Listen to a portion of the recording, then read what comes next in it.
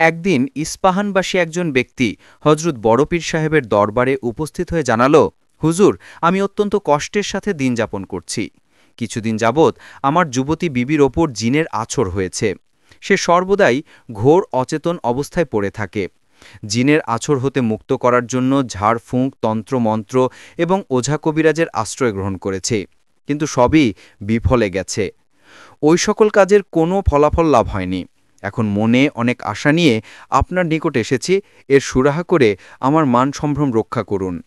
হজরত বড়পীর সাহেব লোকটির কাতর উক্তি শুনে তাকে বললেন, তুমি বাড়িতে ফিরে যাও এবং তোমার স্ত্রীর কানে কানে গিয়ে বলো, হে খান্নাস, বাগদাদবাসী শেখ আব্দুল কাদের তোমাকে বলেছেন তুমি এই মুহূর্তে এই স্থান পরিত্যাগ করো এবং আর কখনো এদিকে এসো না।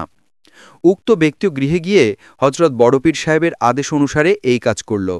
রোগীও নিমেষের মধ্যে সুস্থ হয়ে উঠল, আর কোনোদিন তার ওপর কোনো জিনের আছড় হয়নি। আরও কথিত আছে যে হজরত বড়পীর সাহেব জীবিতকালে বাগদাদে কখনও কোনো দুষ্ট জিন স্ত্রীলোকের ওপর উৎপাত করতে সাহস হয়নি। এমনকি কোনো দুষ্টু প্রকৃতির খব্বিশ জিন হজরত বড়পীর সাহেবের মেজাজের ভয়ে বাগদাদের ত্রিসীমানায় আসতে সাহসী হতো না। সুবহানাল্লাহ। বন্ধুরা, ভিডিওটি যদি ভালো লেগে থাকে তাহলে বেশি বেশি শেয়ার করবেন এবং নিয়মিত ভিডিও পেতে ইউটিউব চ্যানেলটি সাবস্ক্রাইব করুন অথবা ফেসবুক পেজটি ফলো করুন। ভিডিওটি কেমন লাগলো কমেন্ট করে জানান। খোদা হাফেজ।